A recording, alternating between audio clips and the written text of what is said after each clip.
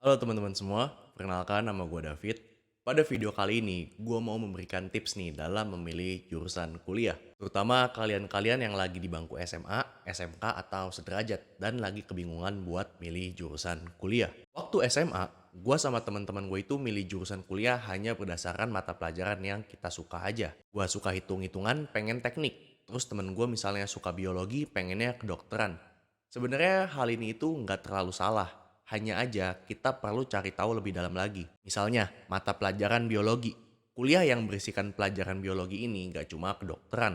Ada mikrobiologi, bioteknologi, biologi murni, dan masih banyak lagi. Dulu itu, gua rasa satu mata pelajaran hanya identik dengan satu jurusan kuliah, di mana sebenarnya masih banyak jurusan-jurusan kuliah lain yang berhubungan dengan mata pelajaran tersebut. Sehingga buat kalian yang masih terjebak di sini atau merasa jurusan kuliah tuh cuma itu-itu aja, kalian bisa banget mulai explore lebih jauh dan lebih dalam lagi. Karena sebenarnya masih banyak jurusan-jurusan kuliah di luar sana. Tapi biasanya nggak kelihatan karena ketutup sama jurusan-jurusan yang favorit nih, yang udah jadi ciri khas di suatu mata pelajaran. Sehingga PR teman-teman di sini yaitu jangan bosen untuk explore. Kira-kira jurusan yang ada mata pelajaran ini itu ada apa lagi sih?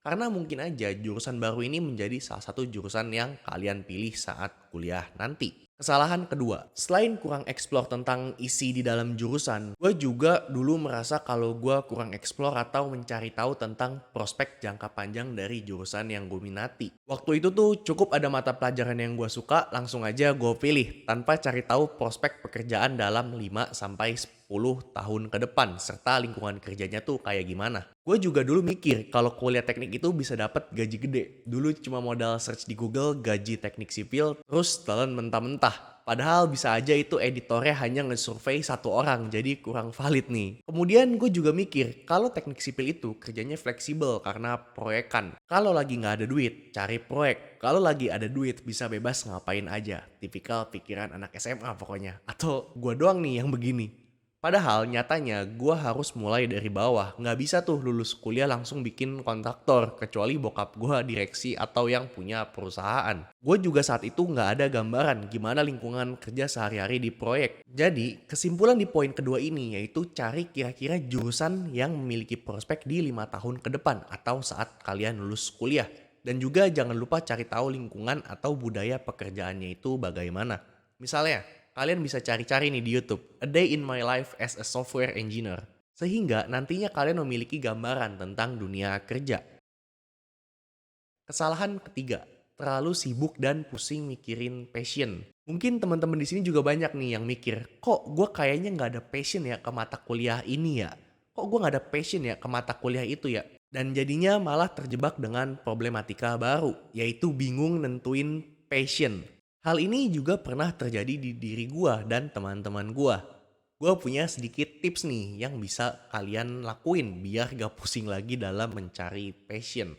Salah satu sinyal yang menunjukkan, oh ini loh passion gua itu bisa dilihat dari dua segi. Pertama itu berapa besar effort yang kalian keluarin untuk bisa memahami suatu mata pelajaran. Misalnya nih, gua kalau belajar fisika paling butuh 30 menit untuk paham satu materi. Terus kerjain latihan soal, besoknya ujian lancar. Sementara kalau hafalin biologi nih, butuh waktu berjam-jam bahkan sampai begadang kalau mau siapin ujian. Itu juga besok paginya harus review lagi kalau nggak bisa lupa. Dari situ bisa diindikasikan kalau passion gue lebih ke fisika daripada biologi. Kedua, selain cepat memahami, dalam mencari passion ini juga bisa dengan cara melihat mood saat kita mencoba sesuatu yang baru.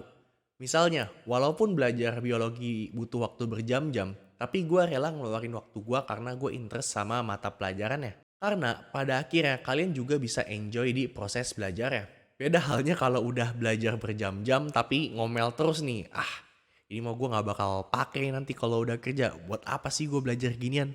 Gue saranin mending jauhin jurusan kuliah yang nantinya bakalan begitu. Pas lulus bukan dapat gelar tapi malah dapat darah tinggi nih. Tapi buat kalian yang akan kuliah dan gak sesuai passion, gue rasa passion ini juga bisa berubah seiring berjalannya waktu. Jadi nggak perlu takut nih kalau kalian merasa belum ada passion di bidang tertentu. Karena mungkin aja kalian belum terbiasa atau belum mengeksplor lebih jauh nih atau lebih dalam terkait bidang tersebut. Kesalahan keempat, jangan kemakan gengsi. Memang kredibilitas universitas itu menjadi hal yang penting. Tapi perlu diingat juga, gue selalu tekanin kalau zaman sekarang atau tahun 2022 ini beda dengan zaman orang tua kita dulu. Karena di zaman orang tua kita, mungkin baru ada beberapa universitas yang terkemuka atau top di Indonesia. Makanya kita sering didoktrin untuk masuk ke kampus-kampus tersebut. Tapi di tahun 2022 ini udah beda sama tahun 90-an atau tahun 2000-an. Kampus-kampus yang top dan berkualitas di Indonesia itu udah semakin bertambah jumlahnya. Gue punya sedikit cerita nih. Salah satu temen gue itu bisa dibilang sedikit maksain diri masuk ke ITB. Dia rela masuk ke jurusan yang sebenarnya itu nggak terlalu dia minati karena orang tuanya itu selalu ngedoktrin kampus ITB dari dia masih sekolah. Bisa dibilang dia itu jadi anak ITB karena orang tuanya ingin ngeliat dia di sana.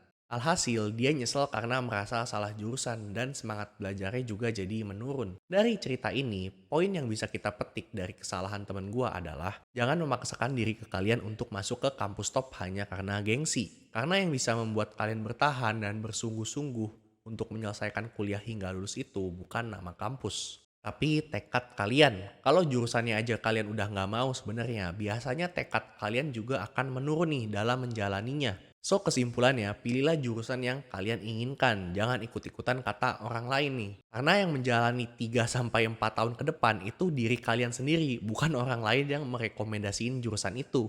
Supaya nanti kalau salah jurusan, kalian gak akan nyalain orang lain. Kan dulu mama nih yang pengen aku kuliah di sini. Nah, setelah kalian tahu mau kuliah di jurusan apa, hal yang kedua itu baru cari kampusnya. Cari kampus-kampus yang kira-kira membuka jurusan tersebut. Jadi jangan dibalik nih urutannya. Oke guys, semoga 4 kesalahan yang tadi gue share ini bisa menjadi insight nih buat teman-teman semua. Biar teman-teman semua juga gak ngulangin kesalahan yang gue atau teman-teman gue alami saat menentukan jurusan kuliah kemarin. Sedikit tips dari gue, teman-teman juga bisa tanya langsung ke orang-orang yang udah terjun di kuliah.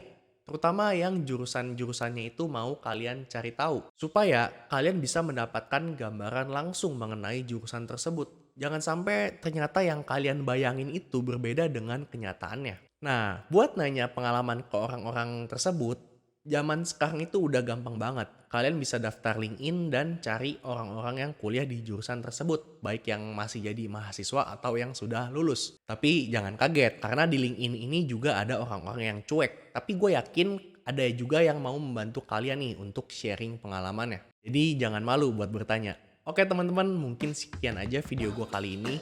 Like video ini kalau menurut kalian bermanfaat dan dislike aja kalau menurut kalian nggak bermanfaat. Dan buat yang mau diskusi atau ingin bertanya-tanya bisa banget di kolom komentar. Bye-bye.